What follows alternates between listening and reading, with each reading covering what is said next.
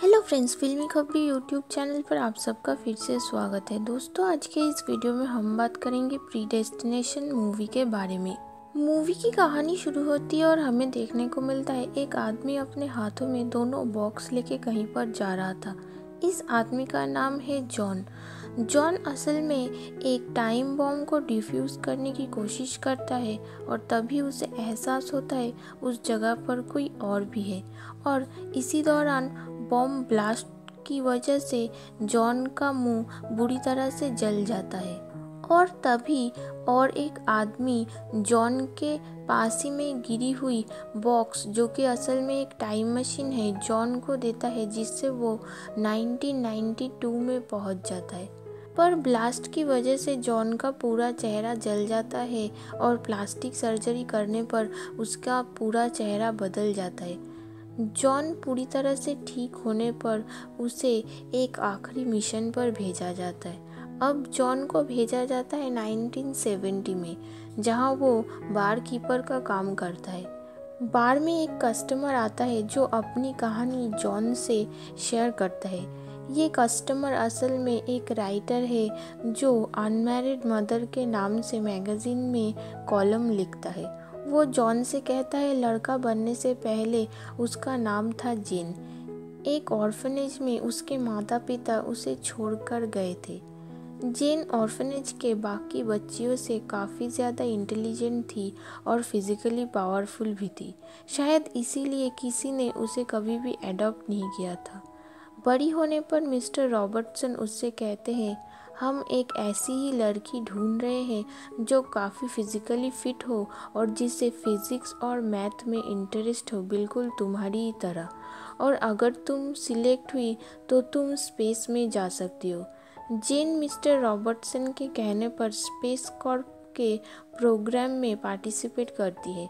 इस प्रोग्राम में जेन बाकी लड़कियों से सबसे अच्छा प्रदर्शन करती है, पर एक फाइट के दौरान जेन आत्मरक्षा के लिए अपने ओपोनेंट को बुरी तरह से घायल कर देती है। इसी दौरान डॉक्टर्स उसे एग्जामिन करते हैं और उन्हें पता चलता है जेन बाकियों से अलग है। जेन को इस प्रोग्राम से बाहर निकाल दिया जाता है, पर मिस्टर रॉबर्टसन उससे कहते हैं वो बोर्ड से बात करेंगे उसे फिर से प्रोग्राम में वापस लेने के लिए। जेन एक दिन रात को एक आदमी से मिलती है। वो जेन को अच्छे से ट्रीट करता है, उसका ध्यान रखता है और अचानक एक दिन ये आदमी भी चला जाता है। इसके बाद मिस्टर रॉबर्टसन जेन से मिलने आते हैं और उसे बताते हैं वो असल में एक सीक्रेट सर्विस के लिए काम करते हैं और इसीलिए वो जेन के जैसे लोगों को ढूंढ कर निकालते हैं जिनके आगे पीछे कोई भी नहीं है। पर उन्हें जब पता चलता है जेन प्रेग्नेंट है, तब वो जेन से कांटेक्ट करना बंद कर देते हैं। हॉस्पिटल में डिलीवरी के बाद डॉक्टर्स जेन को बताते हैं उसके अंदर मेल और फीमेल दोनों ही ऑर्गन्स मौजूद है, पर उसके शरीर में फीमेल हार्मोन ज़्यादा था, इसीलिए वो माँ बन पाई। पर डिलीवरी में कॉम्प्लिकेशंस की वजह से फीमेल ऑर्गन्स को शरीर से अलग करना पड़ता है और अब से उसे एक लड़के की तरह जीना होगा। एक दिन हॉस्पिटल से उसकी बेटी को भी कोई चोरी करके लेकर जाता है। जेन अब धीरे धीरे एक मर्द बन जाता है ऑपरेशन के बाद, और वो अब अपना नाम भी बदल कर जेन से जॉन रख देता है।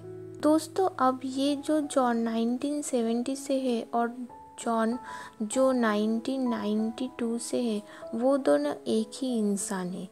जॉन जो बारकीपर है वो 1970 के जॉन को पहचान लेता है, पर 1970 का जॉन 1992 के जॉन को पहचान नहीं पाता है, क्योंकि सर्जरी के बाद उसका चेहरा पूरा बदल जाता है। जॉन बारकीपर जॉन को 1963 में ले जाता है जेन से मिलवाने, और वो टाइम मशीन के ज़रिए जॉन को 1963 में लेकर हाजिर होता है और वो उससे कहता है तुम्हारा काम ख़त्म होने पर मैं तुम्हें यहाँ से लेकर जाऊँगा।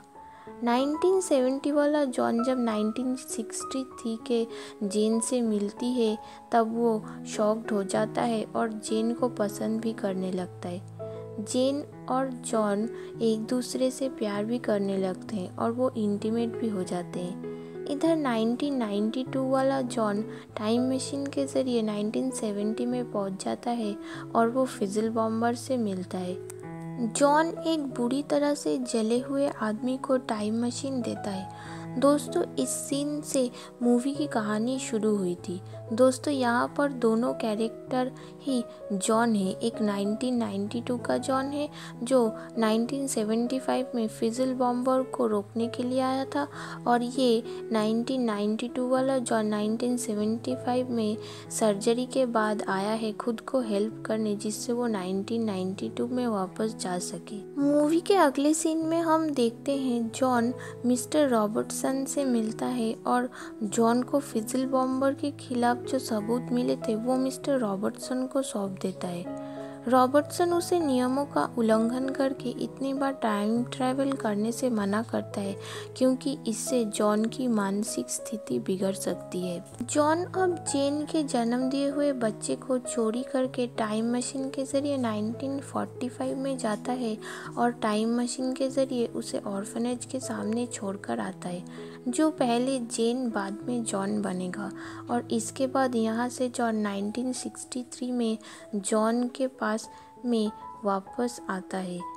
जॉन कहता है, मैं जेन से प्यार करता हूँ, मैं उसे छोड़कर नहीं जा सकता हूँ। जॉन कहता है, देखो, तुम इन घटनाओं को बदल नहीं सकते हो और ये सब कुछ सही ऑर्डर में हो रहा है। और बारकीपर जॉन 1970 के जॉन को टाइम मशीन के जरिए 1985 में टेम्परल ब्यूरो में लेकर आता है। मिस्टर रॉबर्टसन के पास जॉन को सौंपने के बाद बारकीपर जॉन 1975 में आके रिटायर करता है, पर उसकी टाइम मशीन में कुछ एरर्स आते हैं। दोस्तों, बारकीपर जॉन असल में टेम्पोरल ब्यूरो का एक एजेंट है जिसका काम था फिज़ल बॉम्बर को पकड़ना, जिससे 1975 में न्यूयॉर्क में फिज़ल बॉम्बर जो ब्लास्ट करने वाला था वो ना हो और 10,000 जानें बच सके। पर रिटायरमेंट तक जॉन फिज़ल बॉम्बर को पकड़ नहीं पाता है।